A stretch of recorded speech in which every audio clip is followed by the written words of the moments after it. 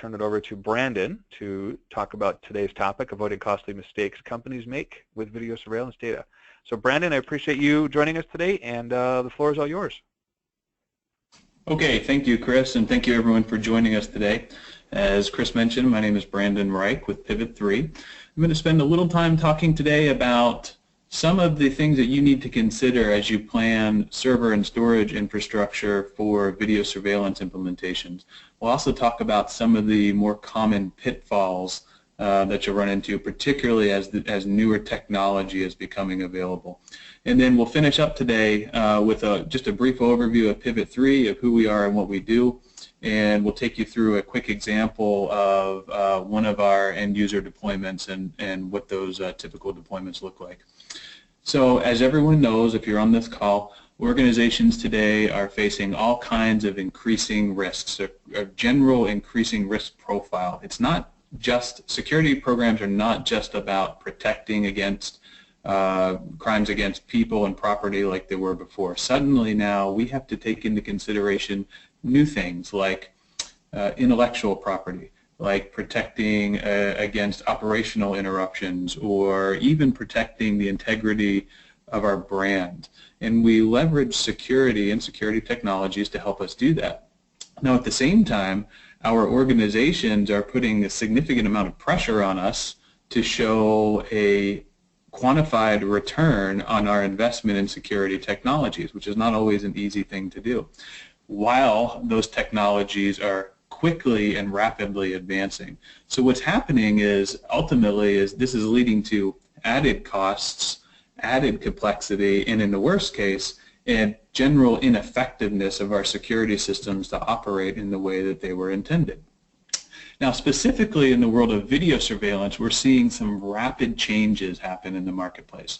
We're seeing the introduction of much higher resolution cameras, up to 30+ megapixels in resolution.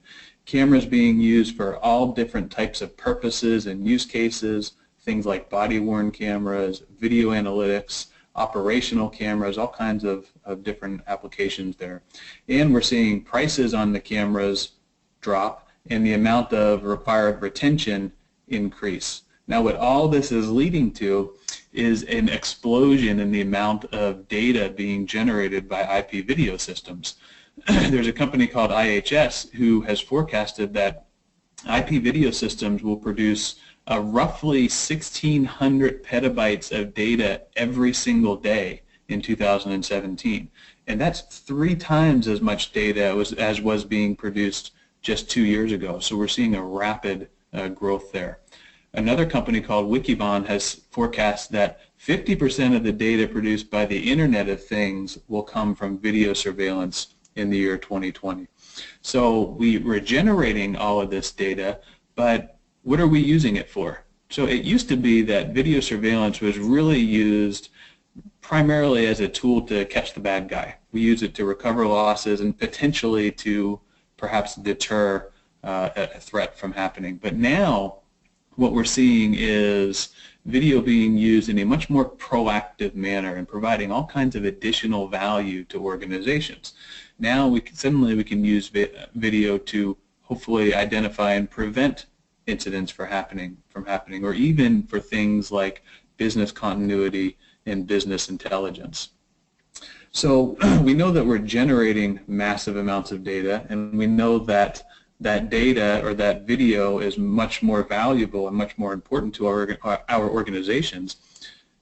So because of that, we have some considerations that we need to be sure we understand when we're planning our systems. Suddenly now we cannot tolerate things like data loss, like system downtime, or the inability to access both live and recorded video. These types of failures have major implications now to our organizations, but believe it or not, we're actually more susceptible to these types of failures than we ever have been before. Now, before I talk about the different types of server and storage infrastructures that are available to you as you go and plan your systems, I want to talk a little bit about why video surveillance is different than traditional IT workloads. So first of all, video surveillance is a very write-intensive application. And this is a general rule of thumb, but traditional IT data center workloads are roughly 80% of the time doing read transactions and 20% of the time doing write transactions or writing data to a disk. And as a result of that, most traditional storage infrastructure is optimized for that ratio. Video surveillance, as you see here, is the exact opposite. In fact, we say about 99% of the time, or 99.9% of the time, we're writing data, massive amounts of data to disk, and just a small fraction of the time are we actually reading or accessing that data from the disk. Video is also a very bandwidth and CPU intensive application. Anyone who has a mobile device and has tried to pull up video on that mobile device knows that it generates a lot of data and can be a very challenging thing for us to do. And lastly, video is particularly video surveillance is a highly variable type of workload. Now the chart that you see on the right hand side of the screen, the green line represents the bit rate or the amount of data generated by a typical IP video camera. And what you'll notice here is that most of the time that line hovers around a pretty low number. We'll just say that's 1 megabit per second. And it stays around there until something happens and we get a data spike. And that something happen could be anything from an alarm, or it could be a significant amount of activity happening within the scene. For example, a camera in a school, when the school classroom's let out and people move into the hallway, suddenly that camera starts generating a lot more data. And that spike could be upwards of 10 or 12 megabits per second of data. Now most people will say, that's not a problem for my infrastructure to handle that much, but when you start to multiply that out by 10 or hundreds or even thousands of cameras, the impact can be pretty significant. If the amount of data being generated exceeds the maximum amount of data ingest capacity of our storage system, meaning the maximum amount of data that we can take in and write to disk at any one time, the result is dropped video, or what we call dropped frames. Now, a lot of people say, if you're familiar with video surveillance, you say, gosh, I have 30 frames per second that my camera is generating. What's the big deal if I drop 1 or 2 here or there? Well, it's actually a very big deal. And without going into the deep technical details, you should know that most video surveillance cameras today use a compression technology called H.264. And what that effectively means is that when each frame of video comes through, the only data that's actually generated and sent over the network is what's changed inside of the image. And we do that to control the amount of bandwidth and storage that's required. Well, each one of these frames actually are linked to each other. They're actually dependent on each other. So when we lose frames, when we drop frames, it doesn't just impact the frame that we dropped, it actually has a domino effect. And it goes through and it can affect a large segment of our video. And one of 2 things can happen when we drop frames. Number one is we can actually lose entire segments of video. If we lose what's called the iframe, which is the one you see in red there, we can actually lose entire segments of video, and that can be anywhere from 2 to 30 seconds worth of video that are lost for every single one of those iframes that are dropped. What's maybe a little more common is that the quality of the image actually gets degraded. And if, as you know, with high definition video surveillance, image quality is key. It's the most important thing. It's the reason that we have this, so we can positively identify what's happening on the screen. So if we're not able to, if our system is not able to perform to the levels that we needed to and take in the proper amount of data, we can really risk our ability to adequately identify what we're looking at on the screen and not get the return out of the system that we had intended. Now, in addition to performance, also traditional solutions for things like mobility and for resiliency or data protection generally are pretty ineffective. We can't really use things like backup, like snapshots and replication that we would typically use in a data center application for video surveillance, because they just don't work, or they can be extremely expensive. So if we look at a couple of the types of architectures that are most typically used in video surveillance, by far and away the most prevalent architecture is what's called direct attached storage, or what we refer to in the video industry as an NVR, or a network video recorder. And believe it or not, NVRs were really designed out of a need for our industry to replicate the experience that we became familiar with the older VCRs and DVR technology. Back in the day when we had an analog camera and we had a coaxial cable and we plugged it into a box and we pushed record and everything just worked. And that's okay. We replicated that experience and it works okay for small systems where maybe we only have 8 or 10 cameras. But as these systems get larger, they are prone to some pretty significant challenges, particularly single points of failure. And single points of failure lead directly to those things that we talked about before that we cannot tolerate: data loss, downtime, and the inability to access live and recorded video. But additionally, as systems get larger, we see with direct attached storage poor performance for video and what we call stranded capacity, meaning a really inefficient utilization of storage across our various systems. Now, the IT world recognized this a long time ago and moved away from a direct attached storage architecture as the most prevalent type of server and storage use inside of a data center. Now, obviously, we use separate servers and shared storage solutions like SANs, particularly for general purpose IT applications. And SANs solve a lot of the problems that we see with direct attached storage. However, SANs can be very expensive.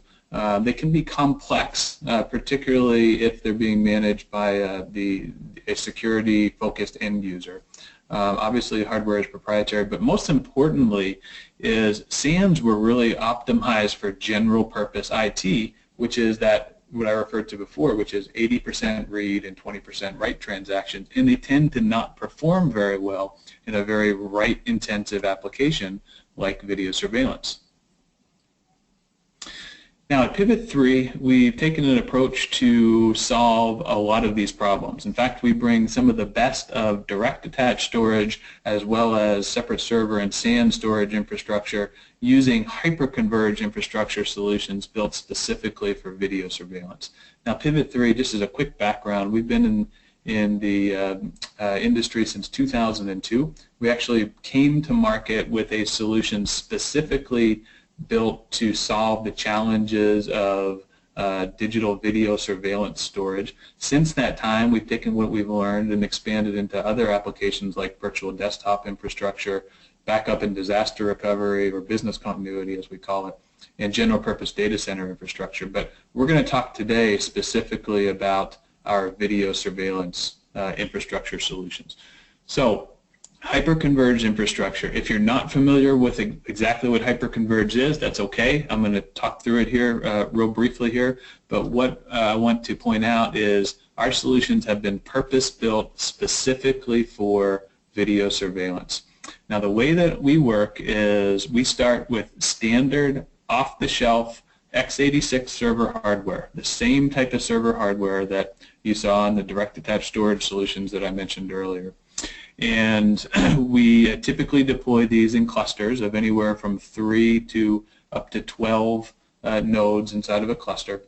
And we run a couple of special pieces of software on it. We run server virtualization software, and we run our own proprietary software called the vStack OS. The server virtualization is obviously there to virtualize the server applications. Typically, in our case, these are video surveillance, video management system servers, but they don't have to be limited to that. They can also be things like electronic access control, visitor management, or virtually any type of application that you may run inside of your data center. And then the vStack OS does some special things here. We actually go in and extract all of the storage resources, and there are up to 16 hard drives in each one of these nodes, up to 128 terabytes each. We extract all of those storage resources across the entire cluster, and we group them together into one single pool of storage that now is accessible by every single camera on the system, regardless of which physical machine that camera is associated with. Okay, so that gives us all the benefits of block-based SAN storage, server virtualization, and hardware consolidation, and has done in a way that, as I said, is purpose-built specifically for that write-intensive video surveillance. Now, we also we've been talking about servers and storage. We also have solutions that actually virtualize the client aspect of this in a virtual desktop infrastructure.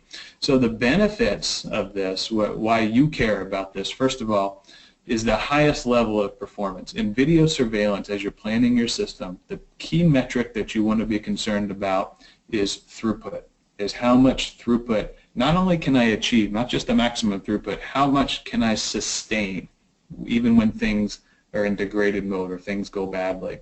We will achieve the highest levels of throughput. Even when entire nodes go offline, we'll sustain those very high levels without degrading performance. The next thing is resiliency or data protection. We want to protect against those things that we said we couldn't tolerate before, eliminating downtime, data loss, and having our video always available. We actually have VM or server failover automatically built into our system. So if one of our solutions fails, or one of our nodes fails, the VMs automatically move and restart with no user intervention on another machine.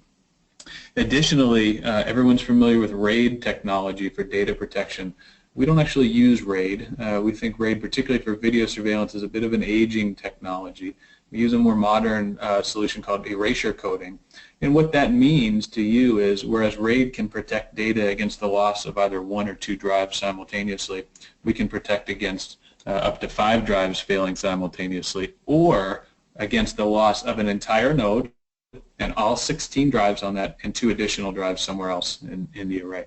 Now, why this is important is not only is the data protected, but it is immediately accessible. So if we lose an entire node, the virtual machines automatically restart and all the data is immediately accessible at all times and always protected. So we eliminate downtime, we eliminate data loss. We'll scale up very simply by adding a single node into the cluster. We grow storage, compute, and bandwidth resources linearly up to multiple petabytes of scale. In fact, our systems are effectively infinitely scalable. As I mentioned, we can provide mobile access through client virtualization, and perhaps most importantly here, we've designed a lot of the complexity out of this enterprise class server and storage solution. So the advanced IT skills and the multiple teams of people that are typically involved with server and storage and networking infrastructure are not required. This is very simple to deploy.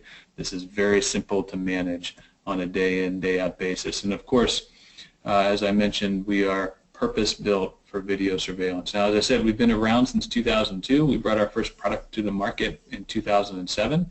Since then, we are deployed in about 53 countries around the world with over 1 million cameras protected. And really, we have deployments in virtually every type of industry out there. Anything from small systems or distributed environment with multiple different locations up to large multi-petabyte centralized systems.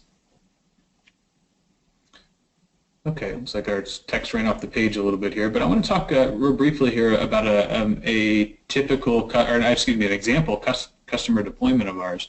Unfortunately, in the world of security, as you probably know, oftentimes end users are unwilling to divulge who they are, and in this case, this is one where we haven't been given permission to name them exactly. But what I can say is this is a major airport in the United States.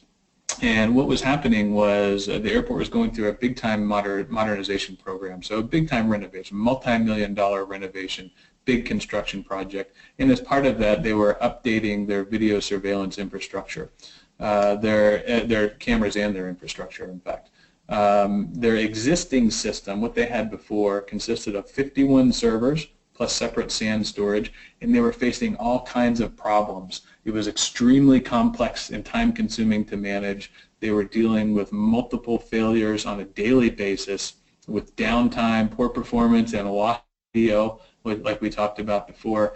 And they had gotten to a point where they had run out of space in their data center. So the system itself was unscalable, but they needed to reclaim some of the space in their data center.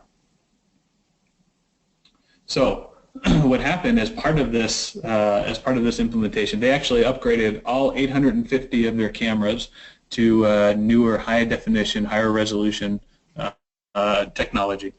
And they deployed the Pivot 3 hyper-converged surveillance solutions here. And they were able now to deploy about 48 of the converged server and storage appliances that I showed you before, plus 3 of our, what we call our virtual security server. That's our client desktop virtualization solution as well. So 51 total appliances now in total. We were able to increase the total amount of storage from 1 petabyte up to 2 petabytes, and at the same time decrease the data center real estate from 8 racks down to 4. So we doubled the storage and we halved the amount of space that was required to manage the system.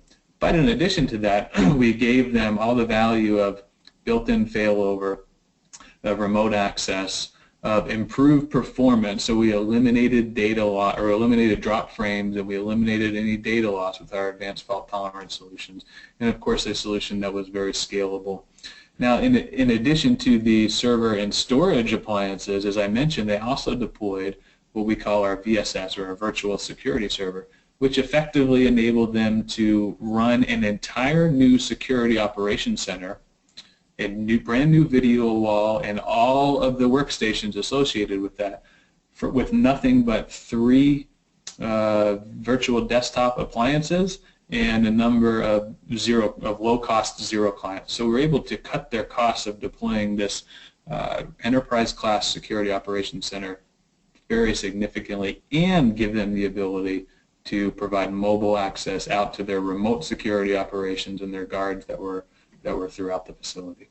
So a really interesting application of the Pivot 3 purpose-built surveillance technology there. So that concludes the end of my presentation. I think I'm going to turn this back over now to Kim, and she's going to let us know if we have any questions. Awesome. Thank you, Brandon. Great information, obviously very timely. At this time, we will open it up for questions. As a reminder, if you have questions about today's presentation, please post them to the questions pane in your GoToWebinar control panel. And it looks like we do have a few questions coming in, obviously for Brandon. Sometimes we get them for the cStor team, of course. It looks like this one is for you, Brandon. What are the benefits or drawbacks of using NAS for video surveillance instead of SAN? Oh, good question. And NAS or NAS, if you're not familiar, it's a different type of shared storage infrastructure, a little different than SAN. The primary difference, without getting too technical, is that SAN is what's called block-based storage, and NAS is a file-based storage architecture. NAS works well in applications where, for things like backup and archiving and things like that. NAS is not an optimal solution for real-time data ingest, especially for something like video surveillance, because NAS, what happens is they add a significant amount of overhead because of the file system, and that can slow the write performance of your system substantially. So we would recommend not using NAS as your primary video storage solution. It can be used as a backup target or potentially as an archive target, but we would not recommend it for your primary storage. Great, thank you. A couple more questions. Looks like we definitely have time. What is the difference between the Pivot 3 failover and failover by VMS software? I know you talked a little bit about failover. Maybe you can dive into that a bit, Brandon. That's true, and that's a common question that I get actually. If you're familiar with video management systems, you know a lot of them have a failover capability built into them. The primary difference is that with video management, well, there's a couple of differences. So the first thing with video management software, VMS failover, when you fail over, you move that application. It doesn't actually move a virtual machine. What it actually does, it starts up another instance of the video management software and effectively redirects all of the cameras to another server. And what that means is we lose accessibility to any previously recorded video associated with the failed server. So immediately, yeah, we can bring a system back online, but we lose access to that previously recorded video. Secondly, typically with VMS failover, it requires some redundant hardware that's sitting out there literally not doing anything, just waiting for a failure to happen. So it's sitting out there. It's kind of an inefficient use of resources. And thirdly and lastly is VMS failover is a significant additional expense. It costs additional money, and you have to buy additional camera licenses and things like that to make it work. With Pivot 3 failover, we eliminate all that. First of all, there's no redundant hardware. We have space available within our solutions, but on one of those nodes that are sitting out there, all of the storage resources, all the networking resources, caching, everything is actively being used at all times in the cluster. And of course, with Pivot 3 failover, you always have access to your previously recorded video. So that is never lost. It's always accessible, even in a failure situation. And lastly, you know, I'll just point out that there's no additional cost for failover with Pivot 3. It's automatically included as it's a core part of our solution. Excellent, thank you. We're going to sneak in a few more questions we have coming in. How difficult or complex is it to install a Pivot 3 video optimized appliance? It's very simple, extremely simple. In fact, I know a lot of the people today that we're talking to come from the world of IT, and so do we. But when we founded the company in the early 2000s, oftentimes video surveillance was not managed by an IT type of department, more of a security type of end user, who doesn't always have the level of technical sophistication and capability that an IT department might have. And as a result of that, we designed the complexity of deploying these solutions out.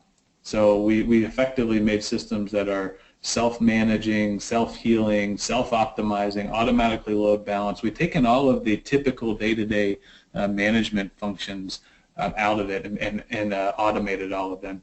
And we have made them extremely simple to deploy and extremely simple to scale. It's a very, very simple interface.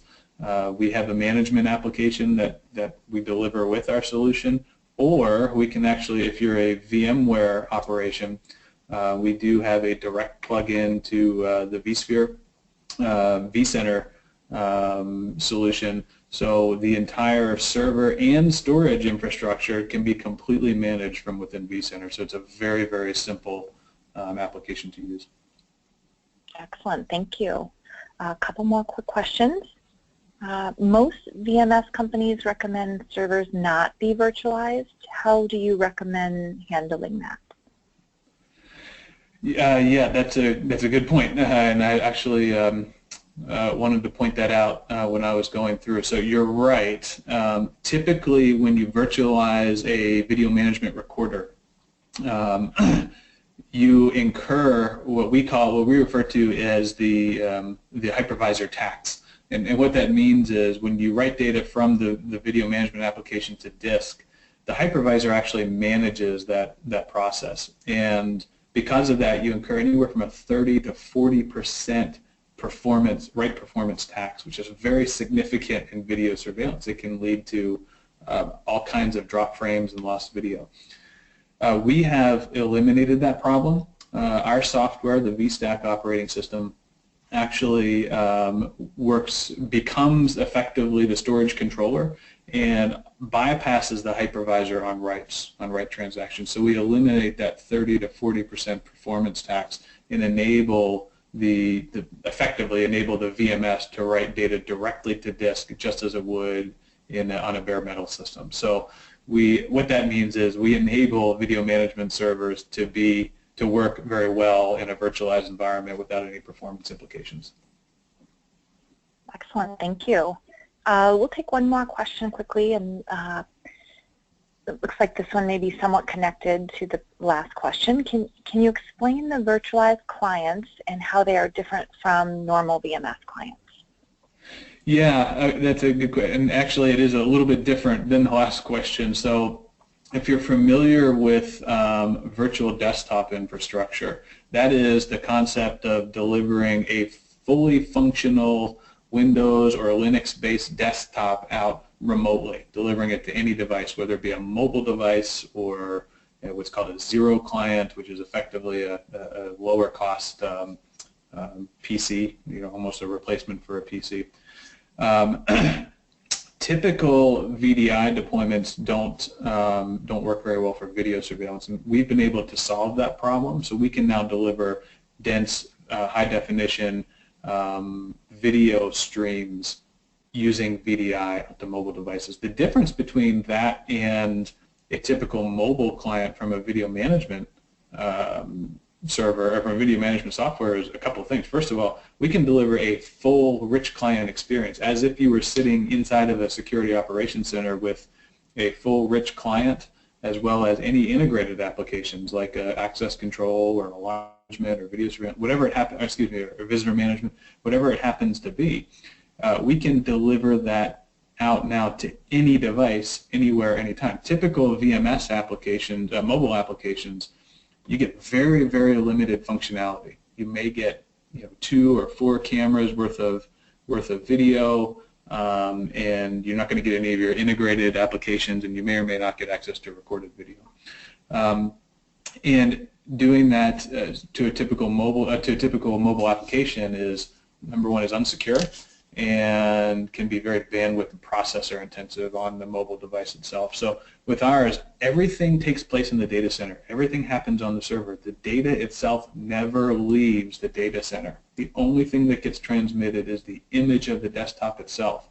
And like I said, it can be transmitted to any device, anywhere, anytime. So we deliver a full rich client experience, and one that's very secure, that's very bandwidth and processor efficient, and really much more effective than a typical VMS mobile app. Awesome. Thank you